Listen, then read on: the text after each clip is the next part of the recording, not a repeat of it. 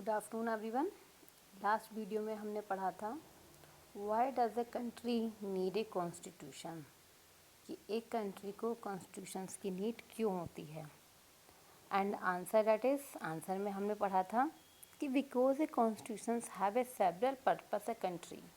जो कॉन्स्टिट्यूशंस है वो कंट्री को सेवरल पर्पस सर्व करता है, और इसी टॉपिक को हम आगे इसी वीडियो में कंटिन्यू कर रहे हैं।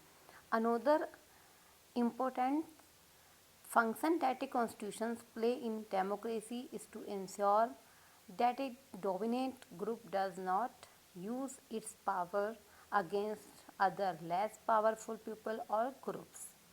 यानी कि एक अनोदर फंक्शंस है कॉन्स्टिट्यूशंस का, वो ये है कि कॉन्स्टिट्यूशन ये इंश्योर करता है कि डेमोक्रेसी में जो भी डोमिनेट ग्रुप्स के लोग हैं, यानी कि जो लेस पावरफुल पीपल के अगेंस्ट अपनी पावर का यूज़ नहीं करेंगे। यानी कि जो डेमोक्रेसी है हमारे कंट्री में, वो यहाँ के डोमिनेट ग्रुप के लोग लेस पावरफुल पीपल के अगेंस्ट अपनी पावर का यूज़ नहीं करेंगे। डैट मीन्स कि जो कॉन्स्टिट्यूशंस है वो डेमोक्रेसी है, तो वो उसमें इंश्योर करता है कि इंश्योर यानी कि मेक श्योर, या फिर उस बात को सुनिश्चित करना। यानी कॉन्स्टिट्यूशंस ये बात इंश्योर करता है कि जो डोमिनेट ग्रुप के लोग हैं या जो पावरफुल पीपल्स हैं, वो लेस पावरफुल पीपल को दबाने की कोशिश या उनके अगेंस्ट अपनी पावर का यूज़ नहीं करेंगे।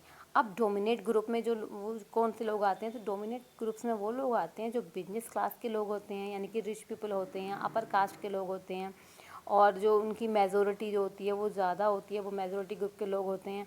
और लेस पावरफुल पीपल में कौन आता है, उसमें आते हैं बेटा गरीब लोग, पुअर पीपल या लोअर कास्ट के लोग।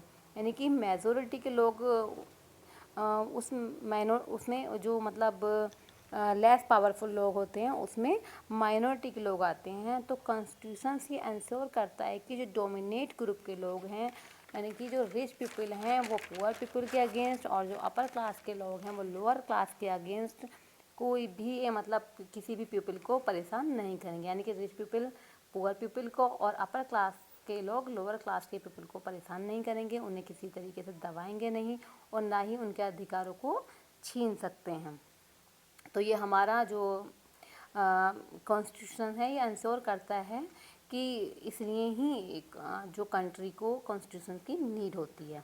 ठीक है, अभी इसमें the storyboard below demonstrate one such situation in the classroom. अभी नीचे एक स्टोरी में एक सिचुएशन दिखाई गई है जो क्लासरूम की है, उसके द्वारा भी हमें स्टोरी के थ्रू समझाया गया है कि मेजॉरिटी और माइनॉरिटी ग्रुप दिखाकर हमें यहाँ पर दिखाया गया है। देखो, the game period is about to begin. मतलब यहाँ जो क्लासरूम हमें दिखाया गया है, स्कूल का दिखाया गया है दृश्य, यहाँ पर एक गेम पीरियड स्टार्ट होने वाला है। तो अब हम यहाँ पर पहले हम देख लेते हैं कि हमें इन्होंने क्या दर्शाना चाहा है, इन्होंने हमें दिखाना चाहा है इस स्टोरी में मेजॉरिटी और माइनॉरिटी ग्रुप के लिए। ठीक है, तो हम यहाँ पर सपोज कर लेते हैं कि इस क्लास में 20 स्टूडेंट्स हैं जिनका मतलब गेम पीरियड है, और 20 स्टूडेंट्स में से जो 20 स्टूडेंट्स हैं, 20 स्टूडेंट्स में से जो मतलब क्लासरूम है उसमें 20 स्टूडेंट्स हैं, और 20 स्टूडेंट्स में से 15 स्टूडेंट्स जो हैं वो बॉयज़ हैं, और जो बच्चे कितने 5 स्टूडेंट्स, तो 5 स्टूडेंट्स गर्ल्स हैं। यानी कि जो मेजोरिटी है वो किसकी है, बॉयज़ की हुई है ना, क्योंकि वो ज़्यादा है, 15 है काउंटिंग में। तो इस तरीके से गर्ल्स कितनी बची, ओनली 5, यानी कि माइनॉरिटी ग्रुप की हो गई। तो the game period is about to begin, game period start होने वाला है क्लासरूम में। ठीक है, तो अब बॉयज़ और गर्ल्स दोनों खेलने को तैयार है बिल्कुल। Let's play basketball today for a chance, यानी कि गर्ल्स कह रही हैं कि हम बास्केटबॉल गेम खेलेंगे, and no we will play cricket, यानी कि बॉयज़ कह रहे हैं कि वो क्रिकेट खेल लेंगे। ठीक है, तो अब दोनों ग्रुप में आर्गूमेंट हो रहा है कि बॉयज़ की मेजोरिटी कह रही है कि हम क्रिकेट खेलेंगे, और गर्ल्स चाह रही हैं कि बास्केटबॉल खेला जाए। अब दोनों ग्रुप में आर्गूमेंट हो रहा है। अब नेक्स्ट में देखते हैं हम, तो यहाँ पर teacher decided to settle the problem with a show of hands, यानी कि अब टीचर इस आर्ग्यूमेंट को सेटल डाउन करने की कोशिश करती है, बच्चों को कहती है कि रेज योर हैंड। ठीक है, कि कौन क्रिकेट खेलना चाहता है और कौन बास्केटबॉल खेलना चाहता है। और इस तरीके से obviously there are more boys in the class, मतलब बॉयज़ तो ज़्यादा थे, तो इस तरीके से बॉयज़ ही जीत जाते हैं। तो डिसाइड होता है कि क्रिकेट ही खेला जाएगा। तो यहाँ पर टीचर ने साइड किसकी ली है, मेजोरिटी ग्रुप की। अब क्वेश्चन ये अराइज होता है कि क्या माइनॉरिटी ग्रुप का क्या होगा, ठीक। तो यहाँ पर we always have to do what the boys want because they are in a majority. अब यहाँ पर गर्ल्स रिमार्क कर रही है कि वी ऑलवेज हैव टू, मतलब वो सब हमेशा वो यही सब करना पड़ता है हम लोगों को, जो बॉयज चाहते हैं वही हो जाता है, क्योंकि वो लोग हमसे ज़्यादा हैं, उनकी मेजोरिटी ग्रुप को, वो मेजोरिटी ग्रुप को बिलोंग करते हैं। तो अदर दूसरी गर्ल्स जो मतलब सेकंड गर्ल्स है वो कह रही है ma'am should think of another way to make decisions so that our wishes are also heard. यानी कि मतलब वो कह रही है कि हमारी जो मैम है, मैम को भी कुछ और अनोदर वे फाइंड आउट करने के लिए कुछ और तरीका अपनाना चाहिए ताकि हमारी विशेस को भी सुना जा सके। अब यहाँ पर हम ये देख रहे हैं कि इस पैराग्राफ को अगर हम पहले वाले पैराग्राफ से ऐड करके देखेंगे, इस वाले पैराग्राफ से जहाँ हमने पढ़ा था अनोदर इम्पोर्टेंट फंक्शन, तो इसमें हम ये देखेंगे कि इसमें ये दिखाया गया कि जो मेजोरिटी वाला ग्रुप होता है वो माइनॉरिटी वाले ग्रुप की सुनने नहीं देता है, उसको दबा लेता है, उसकी आवाज़ को दबा लेता है, और वो अपनी पावरफुल जो पीपल होते हैं वो अपनी पावर का यूज़ करते हैं लेस देन पावरफुल पीपल्स पर, यानी कि माइनॉरिटीज़ वाले पीपल्स पर। तो इस बात को भी हमारे कॉन्स्टिट्यूशन में ध्यान रखा गया है कि जो मेजोरिटी वाला ग्रुप है वो माइनॉरिटीज़ वाले ग्रुप की पावर्स को, उनके राइट्स को दबाने की कोशिश ना करे, ठीक है। तो अब हम आगे वाला पैराग्राफ को कंटिन्यू करेंगे। Such unhealthy situations can occur in democratic situations societies too. यानी कि अनहेल्दी सिचुएशंस, यानी अभी जो हमने स्टोरी में पढ़ा था कि टीचर्स ने माइजॉरिटी ग्रुप की मानी और माइनॉरिटी ग्रुप को अनहियर कर दिया, उसकी सुनी नहीं, उसे हर्ट कर दिया। तो ये सिचुएशन ही डेमोक्रेटिक सोसाइटी में होती है, where a majority can continuously enforce decisions that exclude minority and go against their interested, ठीक है। तो इस तरीके से जो उनका इंटरेस्ट होता है उससे वो अलग चले जाते हैं। किस तरीके से, अभी हम यहाँ बताते हैं कि जहाँ पर मेजोरिटी बार बार अपने डिसीजंस रखेगी और जिससे जो माइनॉरिटीज़ है उस ग्रुप को के लोग तो बाहर ही हो जाएंगे ना। जब मतलब टीचर्स ने कहा से रेज योर हैंड, तो जो उतनी मेजोरिटी ग्रुप में आती ज़्यादा थी तो उनकी बात को सुना गया। तो इस तरीके से अगर बार बार डिसीजन उनके द्वारा रखे जाएंगे तो जो माइनॉरिटीज़ वाला ग्रुप है वो तो बाहर हो जाएगा, क्योंकि माइनॉरिटी ग्रुप की बेसिक जो नीड होती हैं, उनकी जो विशेष होती हैं, उनका तो ध्यान ही नहीं रखा जाएगा और ये उनके अगेंस्ट देयर इंटरेस्ट, यानी कि ये उनके इंटरेस्ट के अगेंस्ट होगा। तो as the above storyboard illustrate every society is prone ना, इतना देखते हैं अभी, as the above storyboard illustrate, यानी कि जैसा कि अभी हमने स्टोरी में यहाँ पर देखा था, है ना। तो अब यहाँ पे देखें कि every society is prone to this training of the majority. अब यहाँ पर व्हाट इज़ ट्रेनिंग, ट्रेनिंग क्या है, जहाँ पर मेजोरिटी बार बार अपने डिसीजंस को थोपने की कोशिश करे, ठीक है। जहाँ पर मेजोरिटी अपने डिसीजंस को थोपने की कोशिश करती है वहाँ पर ही ये मेजोरिटी मतलब माइनॉरिटी की उनकी नहीं सुनी जाती है और मेजोरिटी उस चीज़ को थोपती रहती है, अपनी वो डिसीजन को थोपने की कोशिश करती है और अपनी पावर का गलत तरीके से यूज़ करती है, अनजस्टिस वे अपनाती है। यही टिरानी का मतलब होता है, ठीक है, क्योंकि दूसरे की बात को दबा देना और अपनी पावर का मिसयूज़ करना। The constitution usually contain rules that ensure that minorities are not excluded from anything that is routinely available to the majority, ठीक है। तो अब जो कॉन्स्टिट्यूशंस हैं, है ना, जो अवेलेबल हैं इसकी मेजोरिटी की, तो अब जो कॉन्स्टिट्यूशन है वो इंश्योर करता है कि उसके ये रूल्स हैं कि माइनॉरिटीज़ को किसी भी तरह से किसी भी चीज़ से एक्सक्लूड नहीं किया जाएगा। उसके पास भी अपनी बेसिक राइट हैं जो मेजोरिटी लोगों के पास हैं, सभी तो माइनॉरिटीज़ लोगों के पास ही वही हैं। तो किसी भी तरीके से माइनॉरिटीज़ के लोगों की बेसिक राइट को जो उनके पास है उनको अनदेखा नहीं किया जा सकता, क्योंकि because everybody is equal in front of law, क्योंकि हमारे कानून के सामने, हमारे कॉन्स्टिट्यूशन के सामने सभी लोग इक्वल हैं, सभी समान हैं, ठीक है। तो अब हम देखते हैं इसमें आगे आते हैं। Another reason why we have a constitution is precisely to prevent this tyranny or domination by the majority of a minority, यानी कि दूसरे रीज़न भी यहाँ पर दिए गए हैं कि हमें अपने कॉन्स्टिट्यूशन की नीड क्यों है। तो अब हम देखेंगे कि because to prevent this training, यानी कि ट्रेनी कहते हैं कि ये हमें जो अत्याचार से बचाता है, माइनॉरिटी ग्रुप के ऊपर जो डिसीजंस थोपे जाते हैं उससे भी बचाता है। और second, domination bye the majority of a minority, कि जो मेजोरिटी ग्रुप के लोग माइनॉरिटी ग्रुप को डोमिनेट करने की कोशिश करते हैं तो ये हमें उससे भी बचाता है। ठीक है, तो this can refer to one community dominating another, inter community domination, और member of one community domination other within the same community, intra community domination. अब ये चीज़ क्या है ना, तो सबसे पहले हम देखेंगे इंटर कम्युनिटी क्या होती है।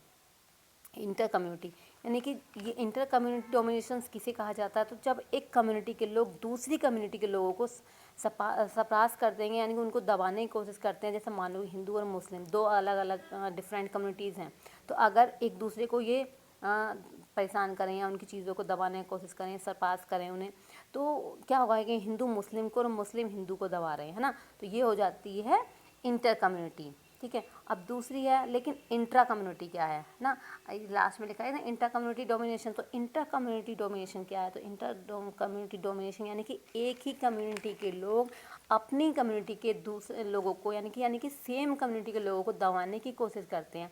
जैसे कि मान लो हिंदू कास्ट के लोग हैं और अपर कास्ट के लोग लोअर कास्ट हिंदू को एक्सप्लोट करने की कोशिश करते हैं, उनको दबाने की कोशिश करते हैं, तो इसे ही इंट्रा कम्युनिटी के डोमिनेशन कहा जाता है। यानी कि इंटर कम्युनिटी डोमिनेशन अलग अलग कम्युनिटी के लोगों को डोमिनेट करते हैं, और इंट्रा कम्युनिटी डोमिनेशन जो होता है जब सेम कम्युनिटी के लोगों को डोमिनेट किया जाए तब वो इंट्रा कम्युनिटी डोमिनेशन होता है। ठीक है, understand. Next paragraph, the third significant reason, यानी कि तीसरा reason why we need a constitution, हमें कॉन्स्टिट्यूशन की ज़रूरत क्यों है, is to save us from our self, कि वो हमें अपने आप से बचाता है। बहुत ही स्ट्रेंज सा है ना, बहुत सुनने में बहुत अजीब सा लगता है कि हमें अपने आप से बचाता है, कि हमें अपने आप से क्या ऐसा डर है ना, लेकिन इसमें है कि ये हमें अपने आप से बचाता है। तो इसका मतलब है डेट्स मे साउंड स्ट्रेंज, देखो सुनने में बहुत अजीब लगा ना, स्ट्रेंज लगा, but what it meant why this is what we might at times feel strongly about an issue that might go against our larger interest and the constitutions help us guard against this। यानी कभी कभी ऐसा होता है कि हम ऐसे कुछ मतलब किसी भी चीज़ को लेकर या कभी कभी हम ऐसे इश्यूज़ पर किसी भी इश्यूज़ पर कुछ ऐसा फील करके कुछ ऐसे डिसीज़न बना लेते हैं जो हमारे भी लार्जर इंटरेस्ट के अगेंस्ट होते हैं या हमारे भी बेनिफिट में नहीं होते हैं, हमारे लिए ठीक नहीं होते हैं, और वो हम रॉन्ग डिसीज़न बना लेते हैं जो हमारे लिए सही होते ही नहीं हैं, हमारे बेनिफिट में वो डिसीज़न नहीं होते हैं। तो ऐसे रॉन्ग डिसीज़न से भी हमें कॉन्स्टिट्यूशन ही बचाता है। ओके, तो help look at the story word below to understand this better. अभी हम यहाँ फिर एक स्टोरी के द्वारा आपको यहाँ बताया गया है कि कैसे हमारा constitution save us from our self, हमारी हमसे ही बचने में हेल्प करता है। तो यहाँ पर एक स्टोरी दी गई है, Shabnam is in a fix, मतलब शबनम यहाँ पे डिलेमा में है, मतलब सोच रही है कि बहुत परेशान सी है, वो क्या करें। तो I have 2 chapters left to revise for tomorrow test, यानी कि उसका कल को टेस्ट है और वो देख रही है कि उसका मतलब उसको एक तैयारी करनी है और उसके 2 लेसन अभी कंप्लीट होने से रह गए हैं, तो उसको यहाँ डिसीजन मेक करना है ना, और लास्ट चैप्टर उसके 2 रह गए हैं। वो सोच रही है कि वो what is time of my favourite TV programme, लेकिन ये जो समय है ना, ये टाइम है, ये मेरा फेवरेट प्रोग्राम चल रहा है टीवी पर, I am doing to watch it, क्या मैं देखूँ, या वट इफ़ आई डू, अगर मैंने ऐसे देखती हूँ, I would not have time to finish my revision, तो मेरा रिवीजन कंप्लीट नहीं होगा अगर मैं टीवी देखती हूँ। तो यहाँ पर शबनम बहुत परेशान है, उसे डिसीजन मेक करना है और वो नहीं कर पा रही है। वो बार बार सोच रही है कि उसका फेवरेट प्रोग्राम है, या तो वो दोनों चैप्टर जो हैं वो छोड़ दे, उनको छोड़ दे, और या फिर उनको रिवाइज़ करे, और अगर वो रिवाइज़ करती है तो वो उसका फेवरेट टीवी प्रोग्राम जो है वो रह जाएगा। तो यहाँ पर शबनम बहुत परेशान है, और परेशान होते हुए वो दूसरे रूम में जाती है जहाँ उसके पेरेंट्स बैठकर टीवी देख रहे हैं।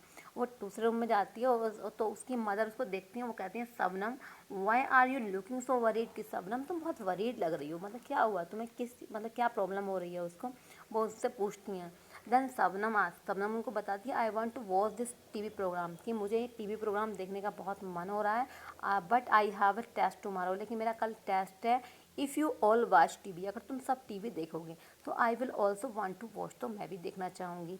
आई हैव एन आइडिया, कहती है कि मेरे पास एक आइडिया है, what if no one watch TV tonight, हो चलो ऐसा करते हैं कि आज रात को टीवी ही नहीं देखता है, then I may not be temperate, यानी कि मेरा ध्यान जो है विचलित नहीं होगा और मैं भी टीवी नहीं देखूंगी। ओके, तो यहाँ पर वो देखती है कि मतलब उसे टीवी नहीं देखना है, तो वो इस तरीके से यहाँ पर मतलब बहुत अपने कौन से मतलब अपने आप को सेट करती है, अपने माइंड को, कि जो मतलब उसके लास्ट चैप्टर बचे हुए हैं उनको वो देखेगी, और इस दिन कोई चैप्टर मतलब कोई भी पर्सन यहाँ पर टुनाइट आज की रात में टीवी नहीं देखेगा। तो ये इसलिए इसने एक डिसीजन मेक किया अपने पेरेंट्स के साथ मिलकर। ठीक है, अब नेक्स्ट डे सुबह मॉर्निंग में अपने स्कूल में है, टेस्ट दे रही है और सोच रही है this is a good thing I do not watch TV, कि मैंने अच्छा किया कि टीवी नहीं देखा, बिकॉज लास्ट 2 चैप्टर से काफ़ी क्वेश्चंस आए, there are so many questions from the last 2 chapter, यानी कि लास्ट के 2 चैप्टर से बहुत सारे क्वेश्चंस आए हैं।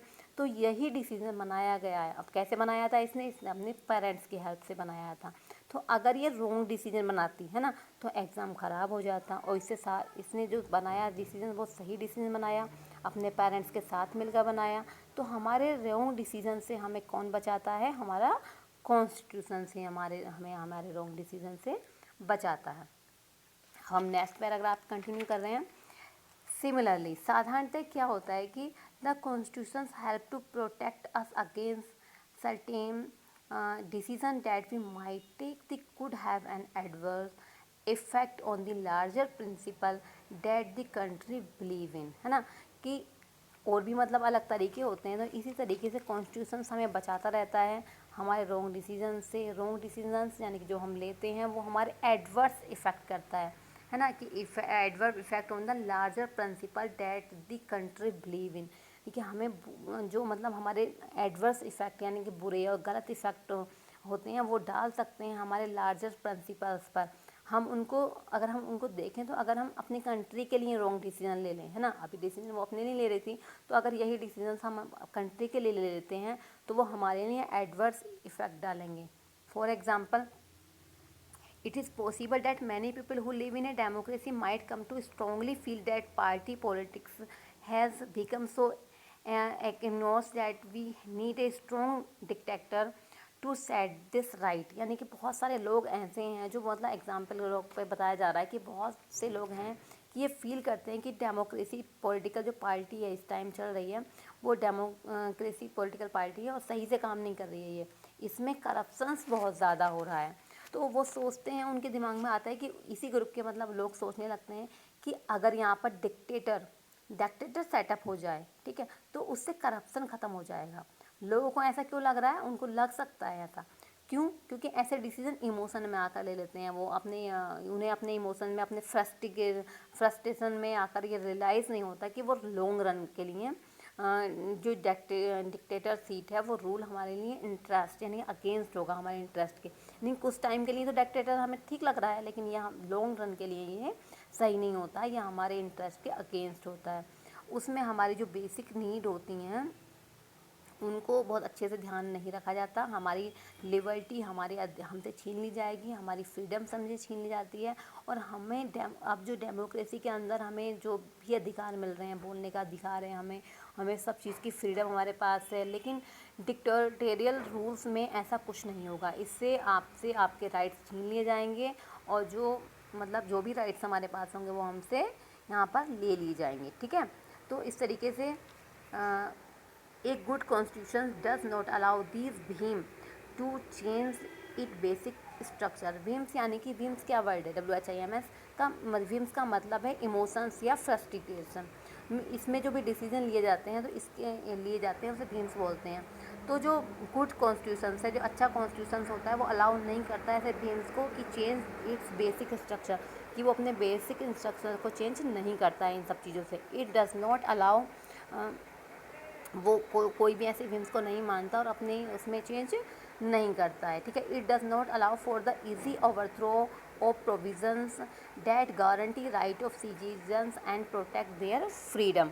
और ये अपने प्रोविज़न में मतलब ये सब कुछ मतलब प्रोविज़न को इतना ईज़िली ओवरथ्रो करता है, जो प्रोविज़न हमें गारंटी करता है कि राइट्स हैं, हमें सिटीजन्स राइट्स है, प्रोटेक्शन हमें यहाँ पर ये हमारा कर रहा है। तो हमारी फ्रीडम को, हमारी डेमोक्रेसी में सभी लोगों के पास इक्वल राइट है और सभी के पास फ्रीडम है, फ्रीडम ऑफ स्पीच है। तो इन सबको कॉन्स्टिट्यूशन में जो प्रोविज़न हैं वो ये सब कुछ बचा के रखते हैं, ठीक है।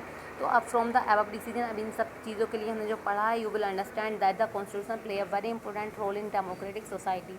आप सब लोग समझ गए होंगे कि हमारा जो कॉन्स्टिट्यूशन है वो हमारी डेमोक्रेटिक सोसाइटी में एक इम्पोर्टेंट रोल प्ले करता है, ठीक है। तो अब आप समझ गए कि कॉन्स्टिट्यूशन एक इम्पोर्टेंट रोल प्ले करता है डेमोक्रेटिक सोसाइटी के लिए। और ये कॉन्स्टिट्यूशन हमें 3 चीज़ों से बचाता है, क्या, टेररी और डोमिनेस्ट्रेशन यानी कि domination by majority of the minority, और थर्ड वन इज़ जो अपने आप से हमें ये बचाता है। तो हाँ, यहाँ पर हमारा ये जो टॉपिक था, why does a country need a constitution, यहाँ पर ये फिनिश हो जाता है। और नेक्स्ट पैराग्राफ हम नेक्स्ट वीडियो में कंटिन्यू करेंगे। ओके।